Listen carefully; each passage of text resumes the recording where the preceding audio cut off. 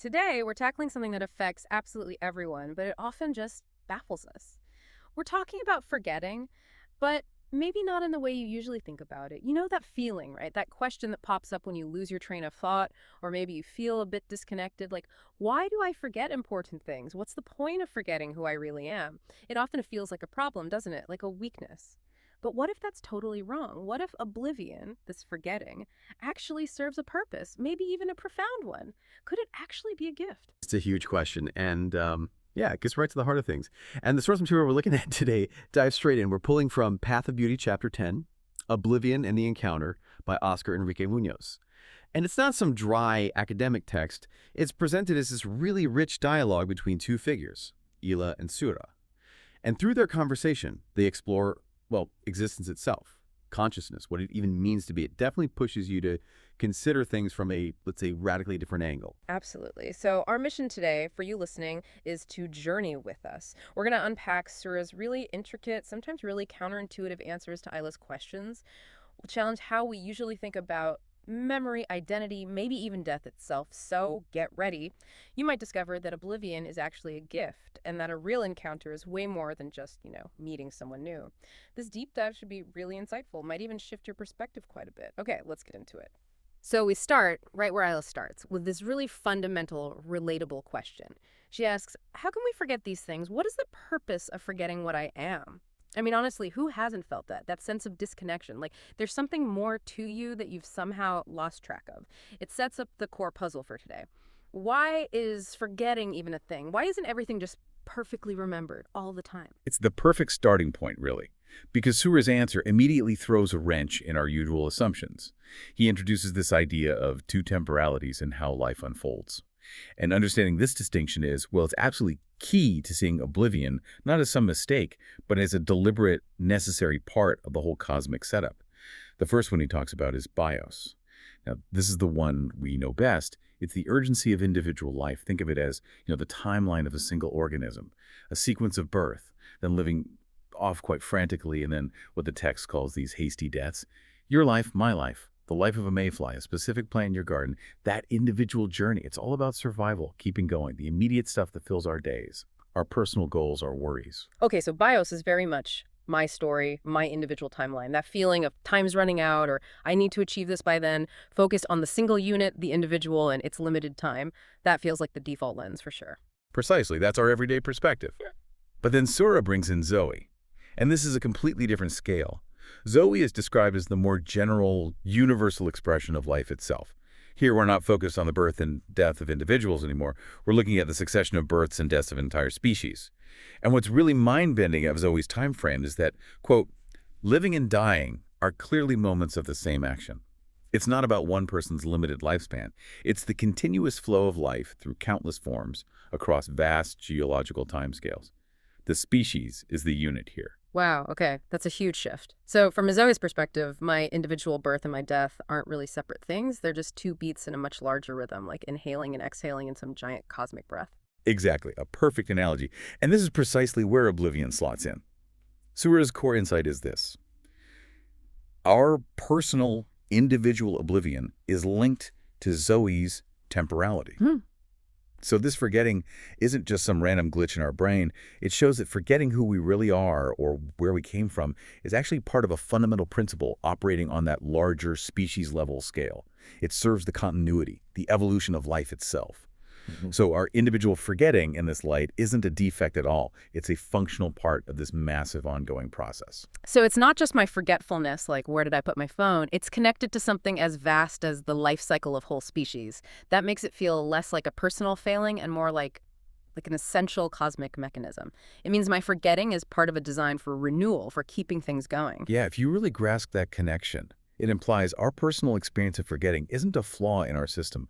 It's actually built into the universe's design for continuous adaptation, renewal, evolution, all happening at what the text calls a transpersonal level. It's a pretty radical idea when you think about it. And that leads us right into this transpersonal nature of existence. The text mentions these threads of billion-years-old spirals of volative soul conditioning our pace step by step and show the wisdom of a gradual law. That phrase, billion-years-old spirals of volative soul.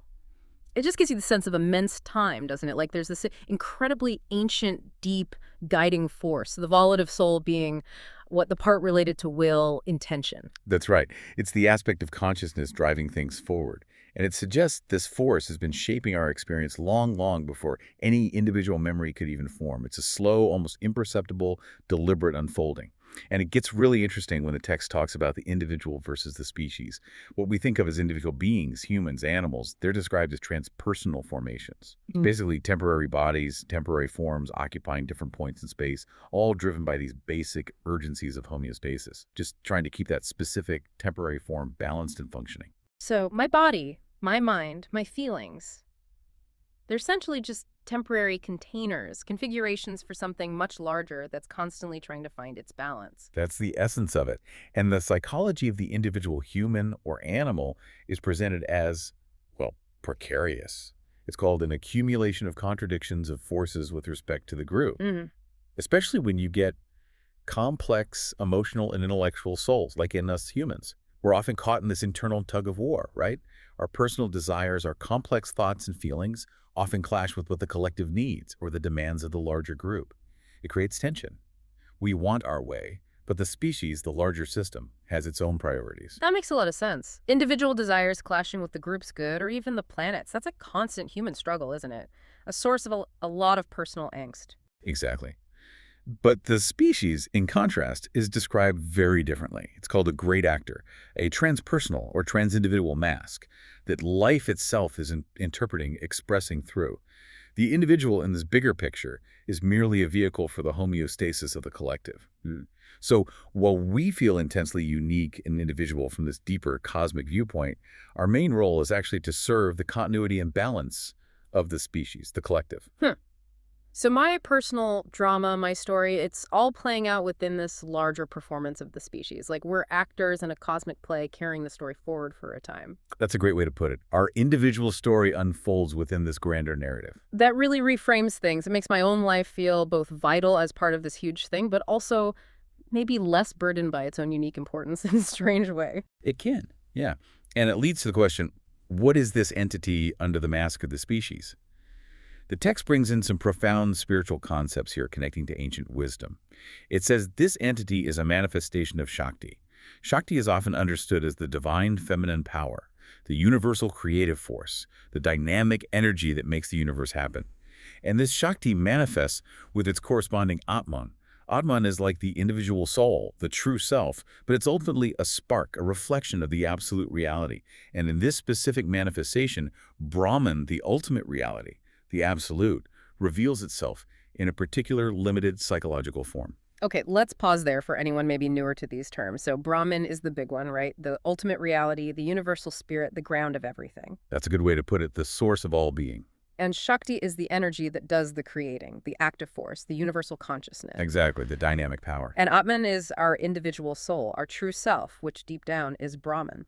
You've got it. That's a really concise summary of some very deep ideas. And when we talk specifically about the human spirit, this unique combination, this specific embrace of Shakti and Atman, the universal power and the individual spark, is called Purusha. But here's something really profound. The text insists it's not just humans. Every species, animals, plants, even minerals, has its own spirit. Each one expresses the perfection of the I am, that fundamental presence within its own specific limitations. A rock is perfectly a rock, a tree perfectly a tree, a human perfectly human. Wow. That's a truly universal perspective. It makes you look at everything differently, doesn't it? A stone, a blade of grass, an ant. They're not just things, they're expressions of the I am, each with its own spirit, its own perfection. The world feels incredibly alive with that view. It does. And it leads to another really powerful statement that flies in the face of how we usually think about progress or self-improvement. It says, there is no greater perfection at the end of the path. At each step, the perfection that corresponds to a particular soul, fusion with the spirit, with Brahman, is expressed.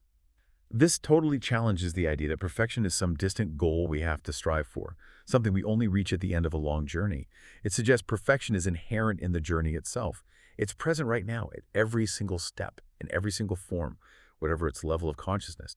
It's not something you get. It's something that is, always. Wow. Okay. So if perfection is already here now, in every moment, in everything, then maybe that forgetting, that oblivion, isn't a sign of imperfection at all. Maybe it's just part of how that inherent perfection is expressing itself right now in this particular form that completely flips the script from chasing perfection to recognizing it's already present. Okay, so we've kind of radically reframed oblivion. It's not a bug, it's a feature, right? Part of this ancient cosmic design. Now let's dig into how it's actually the architect of creation itself, and surprisingly, maybe even immortality. Right. This is where the concept of Leela comes in. It's described as the cosmic game, the game of creation of dynamic transpersonal identities. Think of existence not as some grim struggle or fixed destiny, but as a divine play, an unfolding drama where all these different identities are created, experienced, and then dissolve. It's playful, yet deeply profound. A cosmic game. And the text says the key condition for this game, for Leela to happen, is you need two opposing modes of this consciousness force working together. One mode forms stable identities, as we'll call memory, right, holding on to things, and the other is its opposite, the principle of oblivion, the power to dissolve identities, to let go. You can't have the game without both. They're like two sides of the same cosmic coin. Exactly. And here's where it gets really mind-bending. The text makes this incredible statement. Creation, memory, and oblivion are a single impulse of consciousness force that we experience simultaneously at this very moment. This implies they aren't separate things happening one after another. They're different facets of one single underlying energy wave happening right now, like different colors emerging from the same beam of light. It's only our minds, our human mental images, our tendency to conceptualize, that breaks them up into separate linear ideas. Creation, then memory, then forgetting. But the text says it's all one simultaneous pulse. So our minds, trying to understand it, actually break apart something that's unified. We see them as distinct stages or forces, but they're really just aspects of the same instantaneous cosmic flash. That's almost impossible to wrap your head around. It really is. And that's why, the text suggests, our intuition about creation and memory is more or less clear. We get making things, we get remembering things. But our grasp of oblivion, this force that denies identities, that makes things vanish, that usually escapes us, we struggle with it because our minds are geared towards creating, holding on to identity, not dissolving it. We instinctively resist it. So what is oblivion then in this deeper sense? Because it sounds like way more than just forgetting where I parked. Oh, far more. It's described as the disappearance of an identity in the star tides of Shakti. Imagine identities just dissolving back into the infinite flowing energy of the universal creative force. And crucially, the text insists it's not a malfunction of our individual memory. It's not some veil our soul creates. Instead, it's an action of the volitive soul that will force again, that is opaque to feeling and thinking, meaning it operates deeper than our emotions or intellect can really grasp. It's beyond our conscious control or understanding. And here's the kicker. It's this action of oblivion that actually gives meaning to both creation and memory. Without the potential for an identity to dissolve, for something to be forgotten, the act of creating it or remembering it wouldn't really matter, wouldn't have any significance. That's a total flip. We usually think forgetting makes things meaningless. It's a loss. But here, it's the very thing that gives meaning to creating and remembering. It's the silent partner in the dance, setting the rhythm. Yeah, That's so profound. it is. It's the essential contrast. And the text uses this vivid image for our human experience of it. Our souls are intoxicated in the dance of life. We get so absorbed in our humanity, our collective identity narratives, our personal stories, national identities, social roles, so caught up in the great theater of ecstasies and horrors of our particular historical moment that we're just stuck. We can't leave the theater. We're utterly captivated by the play unfolding on stage. enormous drunkenness and ecstasy of oblivion. Wow, that paints such a picture of how deeply plugged in we are to our current reality, our human drama. It explains why anything outside that immediate bubble, our personal stuff, our collective worries, can feel so distant, so insignificant and meaningless. We're just totally mesmerized by the show. And this deep immersion, this drunkenness, actually serves a purpose. It leads to probably the most counterintuitive claim about oblivion in the whole text. This oblivion is not a deficiency, a fall, and an error. On the contrary, it is what allows there to be the creation of existence from the I am. Hold on, so this fundamental forgetting our true nature, our connection to the absolute, to Brahman, that's actually the precondition for existence as we experience it. Not just a side effect, but the active ingredient that lets us be here now. That just bends my mind. Right. It turns everything upside down. And it leads to another incredible statement, redefining something we often strive for. There is a perfection in oblivion. We know it by the name of immortality. Immortality here isn't about endless memory or one form lasting forever. It's somehow tied to the perfection of this cycle of forgetting and renewal. Our anchoring in fixed soul identities, our deep belief in individual and social mask as the only forms of reality, these aren't actually obstacles. They are the very conditions that make possible an awakening as intense as it is transfiguring, a profound rebirth of Purusha, the human spirit. So clinging to our everyday identities, our jobs, our roles, our stories, these masks, that's actually the necessary setup for a spiritual awakening. It's not something we have to immediately break free from, but the stage itself, the platform where this transformation happens. The immersion makes the awakening possible. That's exactly the idea. This rebirth allows the human spirit to, as the text puts it, synthesize within itself the entire scale of existence of life on Earth, merging all those hatmen into another spiritual identity. Imagine integrating all experiences, all forms of consciousness, into a new, higher identity. And crucially, this kind of rebirth is only possible by the force of Oblivion, since any action in which Atman merges with Shakti is already an action from Oblivion.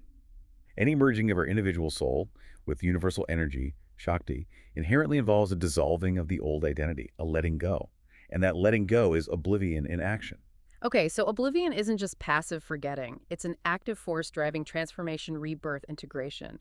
Like a cosmic recycling program for consciousness itself, breaking down old forms to build new, more complete ones? Yes, precisely. And this brings us to the dynamic of transpersonality. From the viewpoint of, say, immortal beings, oblivion looks like death, the dissolution of the individual form. However, this dissolution, which is then followed by the transpersonal soul formation reappearing in another space and another time, what the text calls resurrection, this whole cycle is the dynamic of transpersonality. When life applies it continuously, it's constant movement, constant change. So death isn't the end, it's just a phase change, a reappearance in a new form. It's cyclical, not linear. Like the universe is constantly experimenting, evolving through these forms. Exactly. This dynamic shows this deep continuity in life's meaning. The text uses a beautiful analogy. It's as simple as the formation of infinite waves in the ocean of existence. And all these waves are infinitely equal, because they're all water, all existence, and infinitely different. Each wave is unique in its form. It mirrors the billions of expressions of the human spirit, of Purusha in its dance with the soul life, where all the Atma are infinitely equal in Brahman and infinitely different in Shakti. We're all unique waves in this vast ocean, constantly forming, dissolving, reforming, each one distinct, yet made of the same fundamental stuff.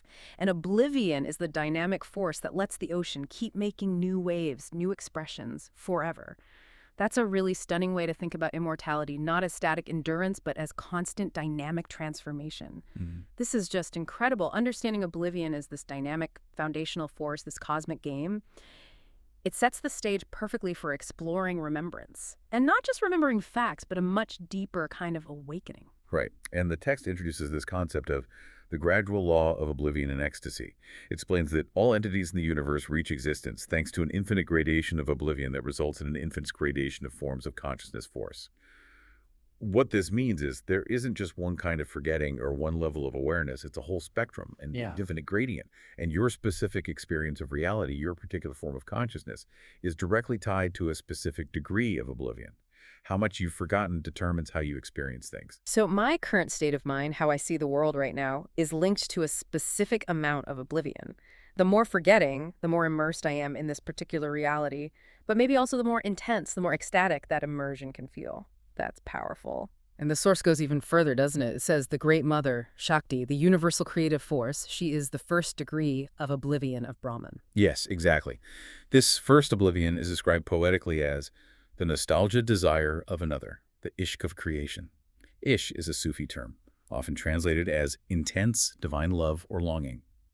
So picture Brahman, the absolute undifferentiated oneness, feeling this divine urge, this inherent desire to experience itself as other, to burst forth into multiplicity, into creation. This primordial I am finds its desire answered in the form of the universal soul, Shakti, which is described as the ecstasy of Ananda, pure inherent bliss. This is how the universe, how existence itself comes into being. It's a spontaneous overflow from unity, driven by this divine longing for diversity and self-expression. That's such a beautiful image. The very act of creation, Brahman becoming the universal soul, is itself the first oblivion, a deliberate forgetting of pure oneness to experience the bliss of multiplicity, of relationship. a cosmic self-limitation for the sake of this incredible game. Precisely. And for entities like us, like Purusha, the human spirit, this oblivion manifests as that gradual law of oblivion and ecstasy, the journey back home. The path towards recognizing our true, unified nature starts when that initial nostalgia desire for another, that outward-looking urge for creation and difference, transforms into a nostalgia desire for unity. Our focus shifts inward, from the many back towards the one. So it's a turning point. We go from wanting to experience the other, the outside world, to wanting to return to the source, to wholeness. A kind of spiritual homesickness kicks in. Exactly. And as we ascend the scale back home, as the text puts it, as our limitations, our masks start to dissolve, we begin to glimpse the I am more clearly. At this point, the gradation of oblivion becomes smaller. The more we remember our true self, the less bound we are by forgetting. The veil, you could say. And then looking back, the text says we see ourselves in this very long sequence of lives that goes beyond our species. This vast chain of experiences, different forms, different struggles, different joys, across maybe even different evolutionary stages, experiences we now see we do not want to visit anymore. It's not just human past lives, but something much bigger. Yeah, and it's not presented like some romantic look back. It's more like a deep recognition of what's already been lived through, what we're fundamentally done with. And in that recognition, that imaginary advance, something clicks. The mirage of mortality dissipates.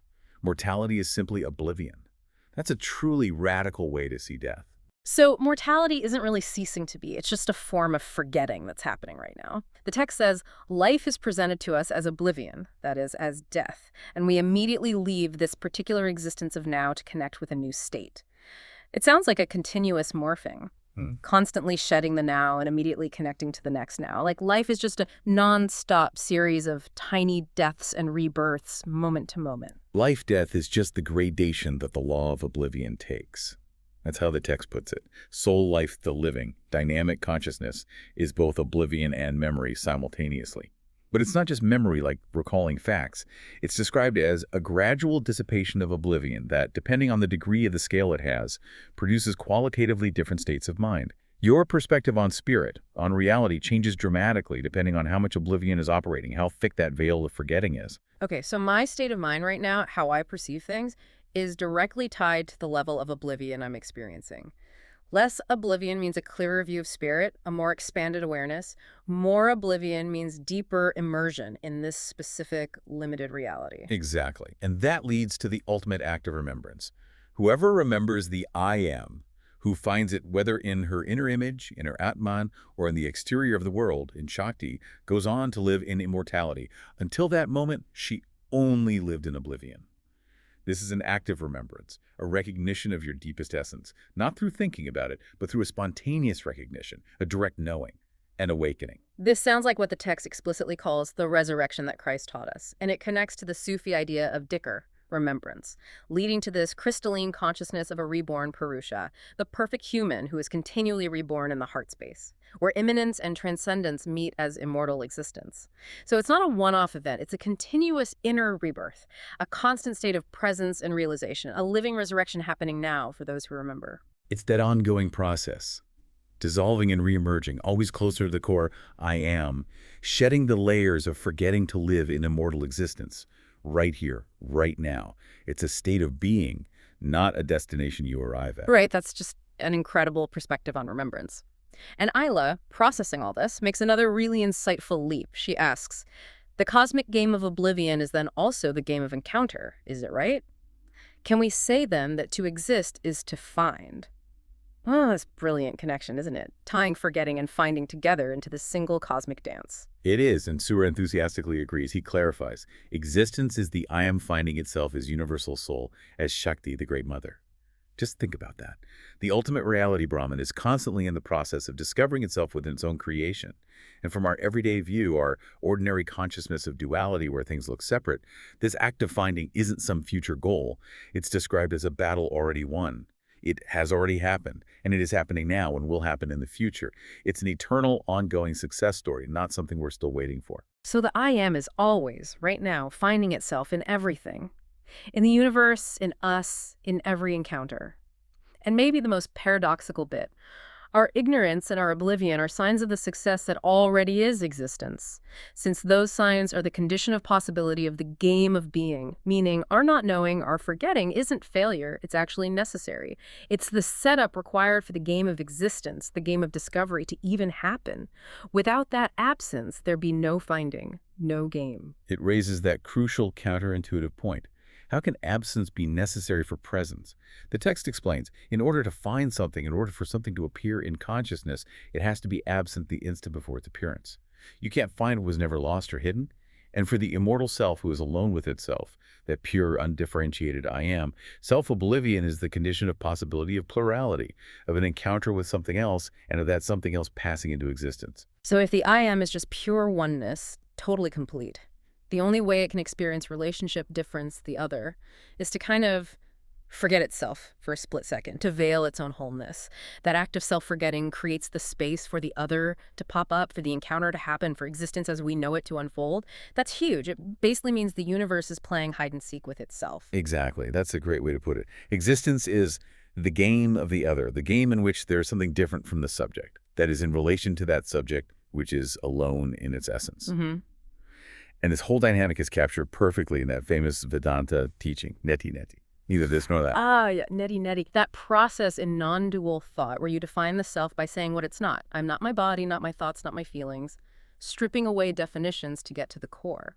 Yes, and the text explains that it's precisely this negation of the subject in relation to this and that, this act of distinguishing the pure self from everything else that actually makes this and that appear in existence. When we encounter this or that and they appear to us, the recognition comes, I am neither of the two things. I am the bliss of the encounter in which my existence is mirrored. The real joy isn't in the thing itself, but in recognizing you are the underlying awareness, the reality that allows the encounter to happen. So the bliss isn't in the object, but in the act of the I am recognizing itself through the object. That shifts everything from seeking joy out there to finding it as an inherent state in here that makes the encounter possible. Isla then asks for a description of this experience, and Sura uses this lovely childhood analogy. Yeah, he asks us to recall those early experiences. Something appears from a chaos or primal noise, a sound, a contact, a shape, a face. Initially, it's totally new, unknown, pure presence. And in that moment, I become so absorbed in the perception that I disappear in it, as if for a moment the other imposed the intensity of its presence. Your sense of separate self just dissolves for an instant, consumed by the newness. Then it reforms, changed by the experience. Think of a baby just completely lost in looking at a new mobile or hearing a new sound. Pure absorption. That moment of pure wonder, losing yourself completely in the newness, like you become what you're seeing or hearing for a second. It's totally non-conceptual, primal. Exactly. Now, that intense absorption is usually followed pretty quickly by comparison. We relate it to past encounters, we categorize it, name it, which tames the raw presence into familiar images or ideas. But even after we've labeled it, Sura says there's a deeper feeling underneath. The joy of the will to find, the will to make exist, independent of this particular encounter. This will is described as being there before the finder and the found. It's this fundamental universal urge for discovery, for existence to keep happening, to keep encountering itself. So it's not just my will to find something, but a universal will to find flowing through me. And fascinatingly, this expresses itself at the same time as its opposite, the will to conceal, which is called the soul form of oblivion, that constant cosmic dance, again revealing and veiling. And these two forces, finding and concealing, aren't really individual choices. They're described more like an attention or vigilance of being there, the soul's expression of Brahman's own oblivion. What happens in us, as these transpersonal beings, is not exclusively mine. It's all a play of forces of the universal soul that expresses itself humanly in me. It is the Leela, or play of the universe in human projection. Our deepest drives are cosmic echoes. Wow, so our basic mental functions, our emotions, our instincts, they're projections of these fundamental cosmic forces of encounter and concealment. This double psychic force shows up everywhere, right? From basic survival hunting involves seeking and hiding to simple baby games like peekaboo, and as the text says, and a good list of myths from all over the world. Exactly. The text points to myths like in the Rig Veda, where the Panis, demons of darkness, steal and hide the light, knowledge, truth. And Indra, embodying pure existence, the first diva to grasp Brahman, has to find it. Or in Egyptian myths, you have Apophis, the serpent constantly trying to swallow Ra, the sun god, to conceal the light. So these aren't just old stories. Their deep meaning, according to the text, is that they are literally descriptions of birth and death, fundamental experiences that precede any symbolization, movements of the willing soul, fundamental intuitions. They're tapping into the primal rhythm of existence itself. Precisely. They represent the very foundation of Leela, the cosmic play, the encounter with the soul existences and the concealment or veiling of the I am behind its unity. It's this fundamental dynamic playing out everywhere, from myths to moments of discovery. Okay, so we've gone deep into Oblivion as creation, as immersion, as the basis for encounter. Now, Isla brings up something really practical, something many of us wonder about. She asks, does it make any sense what I am saying? Is there any connection between encounter, concealment, and meditation? As you can see from my question, I am not very clear about what meditation is either, but that happens to many people that I know, and I think she speaks for a lot of us there. There's so much confusion around what meditation actually is. It's the perfect question because it lets Sura give this incredibly clear, concise definition from this whole perspective we've been exploring. He just cuts right through it. To meditate is to establish oneself in the supramental and remember the I am. The supramental being that level of consciousness beyond the ordinary mind, emotions, body. And from the soul's viewpoint, this act of spontaneously remembering the I am, our true universal self that is encounter, it's bringing that fundamental essence into conscious existence. So meditation isn't about emptying the mind or posture or ritual fundamentally. It's about remembering, re-encountering the deepest I am. But there's a really crucial warning here, isn't there? This doing cannot be the doing of a meditator's mask. The memory can only be spontaneous and not forced, meaning if you sit down trying to meditate because your ego wants to be a meditator or achieve some spiritual goal, that's actually counterproductive. It gets in the way. That's exactly it. The true meditative state, Sura says, cannot be born from any mental or emotional activity, nor from any physical exercise. It's described as timeless and instant-to-instant experience. And it happens both in the absence of an objective world and in its appearance, which means it's not dependent on closing your eyes or being in a quiet room or any specific external conditions. It's an underlying reality you just tune into spontaneously.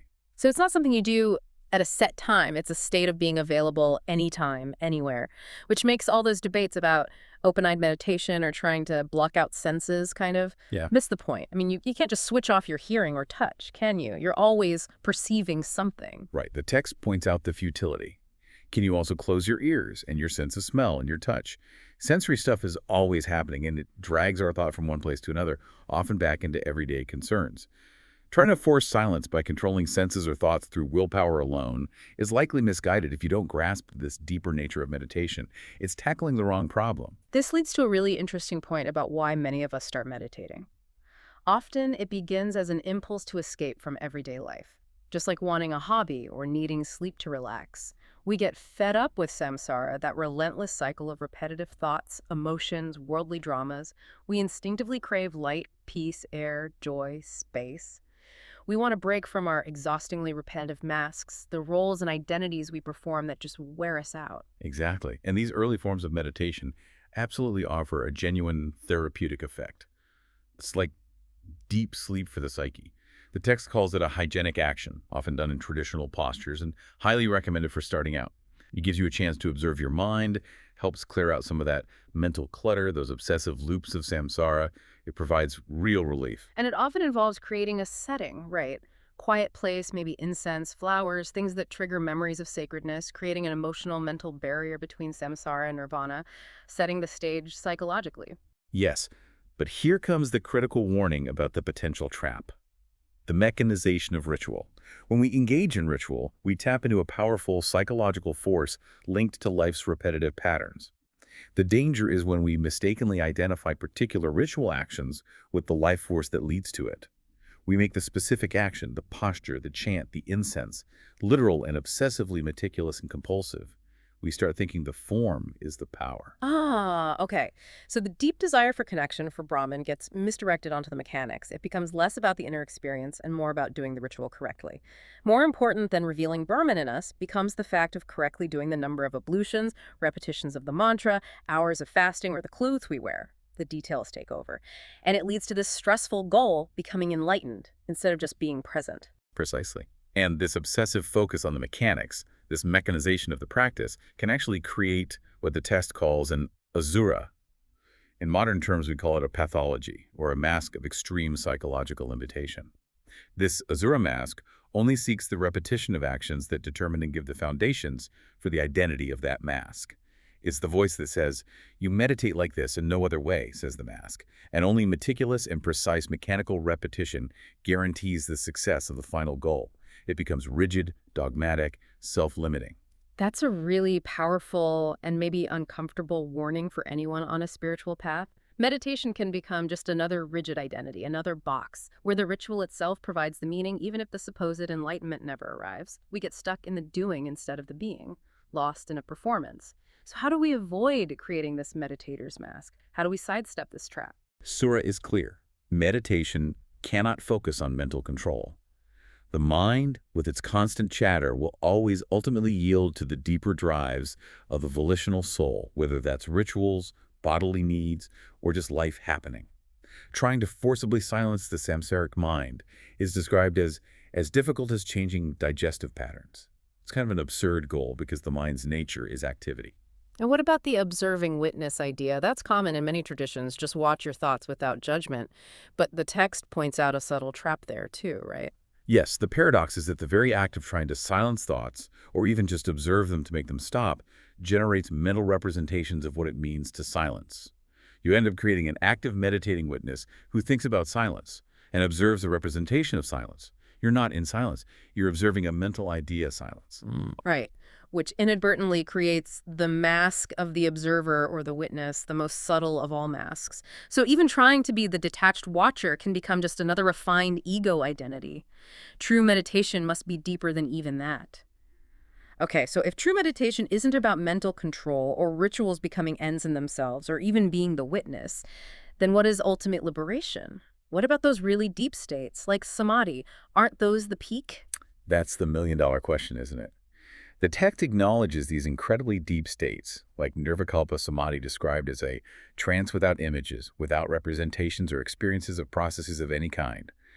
It's a profound state, a deep dissolution of ordinary awareness involving a denial of both the thinking and feeling souls, and even of some parts of the volitional soul. Even Mahasamadhi, which is often used as a term for the conscious death of a realized being, is described here as a dissolution of the forms within the volative soul back into the universal soul. So these are undeniably profound, transformative experiences. Beyond thought, beyond feeling, dissolving the usual self, they sound like the absolute pinnacle. But what's the text's key insight here? Are they liberation itself? Here's the crucial, maybe even shocking insight. Samadhi, even in its deepest forms, is fundamentally an ecstatic configuration of the soul and therefore of oblivion and concealment. And most importantly, it is fundamentally an action of Shakti, not of Brahman. Whoa. Okay, so even nirvikalpa samadhi, the state beyond images, beyond process, is still considered an activity within the manifested universe, within the realm of Shakti, the creative force. It's not the absolute unmanifest Brahman itself. It's still part of the cosmic play, however sublime that part might be. That's exactly the point. The I am, the pure presence of Brahman, is present before, after, and during the state of nirvikalpa samadhi. It underlies samadhi as it underlies any state or action of Shakti. Brahman isn't limited to the state of samadhi. It's the infinite reality that contains and supports all states, including samadhi. Patanjali famously stated, "Yoga is samadhi." But the text argues that since samadhi is ultimately a psychic state, a configuration of the soul, yoga understood solely as achieving samadhi does not completely address the I am. Because Brahman is present in the universal soul, Shakti, but Brahman is not limited by her. Brahman is more than just samadhi. Okay, that is a critical distinction. Even the highest yogic attainments, amazing as they are still experiences within the cosmic dance, expressions of Shakti. They're not the ultimate reality of Brahman, which transcends the entire dance. Which leads us to, what is liberation then? What is moksha? The text delivers this profound truth.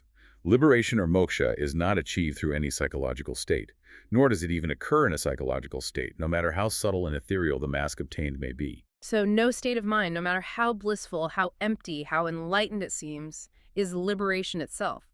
That completely undermines the idea of reaching enlightenment as achieving some permanent, altered state. It's not something you attain and then possess. Exactly. The text is unambiguous. Liberation is non-identification with any mask, gross or subtle, personal or transpersonal.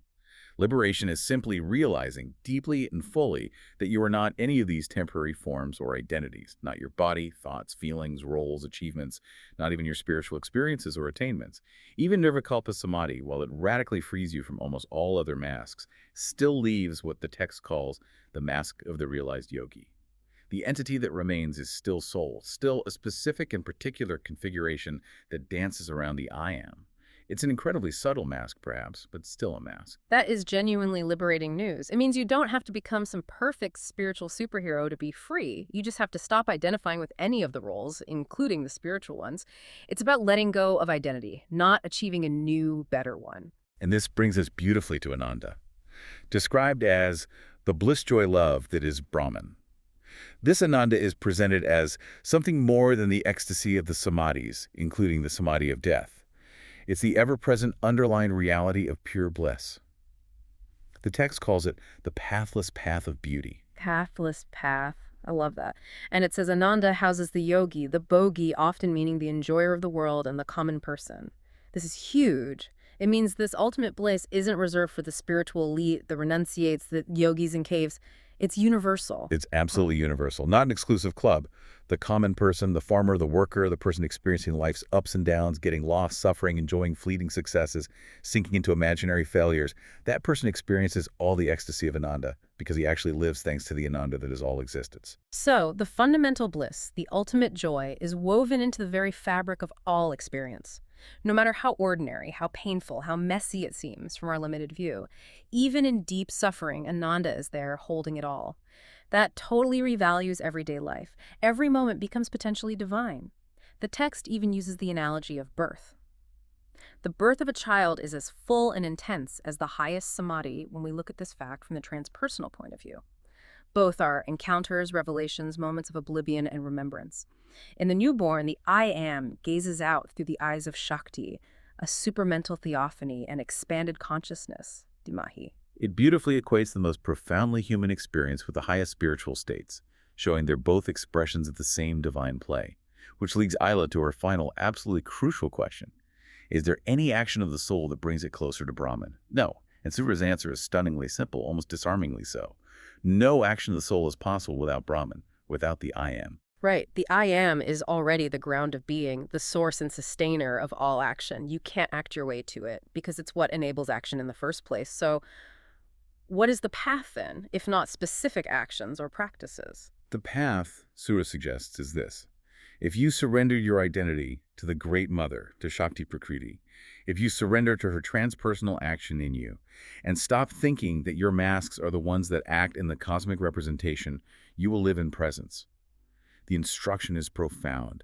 Ask only for the presence. Don't strive for enlightenment. Don't chase samadhi. Just ask to abide in the simple, fundamental presence that you already are, that everything already is. And Isla has the reaction I think we all have. How difficult to surrender like that. It feels impossibly hard. Just letting go of who you think you are. Stop thinking you're the one running the show. Release all those identities. But Susa's response flips it completely. On the contrary, nothing is easier. He explains that all the work and difficulties are necessary to create masks and maintain them over time as stable identities in the whirlwind of life.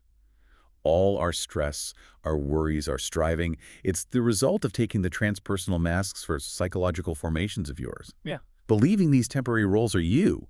The effort is in holding on to the illusion, not in letting it go. So all the struggle, the tension, the effort in our lives comes from building and defending these illusory masks. Our job title, our self-image, our spiritual status. Surrendering is actually the path of least resistance, just transparency, letting go of a weight we didn't realize we were carrying. That's exactly the implication. He warns that often what we call surrender from the ego is just another egoic strategy, an attempt to generate a new mask, more egoic identity, the mask of the surrendered one. True surrender is when the soul realizes the mother and I are one and simply surrenders and gives her, there is no longer a separate being. It's the complete dissolution of the feeling of separation. The end of the separate self. And that leads to our true uniqueness. The text says, that which decides, thinks, feels, desires in you is Shakti. It is transpersonal force. Our thoughts, feelings, desires, choices, they aren't just ours personally, but expressions of the universal soul life flowing through us. Right. And your truly unique component, the thing that makes you you, and also Paradoxically, the thing that veils your understanding is the I am, the pure presence that sustains each formation of the universal soul and makes it unique. Ah. So your uniqueness isn't in your actions or qualities compared to others. It's only in relation to Brahman. You are unique in the eyes of the absolute self, not in the actions of the soul, which are universal. And this applies to all the entities of the universe. So my real uniqueness isn't about how I'm different from others, but about how the infinite I am expresses itself uniquely as me, as every single thing. What an incredibly unifying and beautiful place to land after this deep dive. Wow. Okay. What an absolutely incredible journey that was. Diving into Oblivion, encounter the nature of self beyond the masks. It's really something else. We started with that simple question, why do we forget? And we ended up exploring cosmic games, different kinds of time, the very fabric of existence. And we've seen how forgetting isn't some flaw, but maybe a fundamental, active, even beautiful part of it all. Driving creation, transformation, rebirth. And how real meditation isn't about forcing something, but about remembering, merging with what's already here. And that profound idea that all our experiences, the highs and the lows, the spiritual and the mundane, are all steeped in this underlying bliss, this ananda, that our uniqueness isn't in what we do, but in the simple fact that the I am, the pure presence, looks through our eyes. It's a truly unifying and, I think, deeply comforting perspective. It really is. So here's something to take with you, a thought maybe to mull over as you go about your life. If immortality is really this constant game of oblivion and rebirth, dissolving and reforming, and if the simplest, easiest path to liberation is actually to surrender our grip on who we think we are, to let go of the masks, because, as we heard, holding on is where the real work and difficulty lies, then what does that truly mean for how you define success and failure in your own life? If all the stress comes from maintaining the illusion and ease comes from letting go, what really matters most to you? Thank you so much for joining us on this deep dive. We really hope it sparks some new thoughts, maybe some profound reflections for you. Until next time, keep exploring, keep asking questions, and keep diving deep.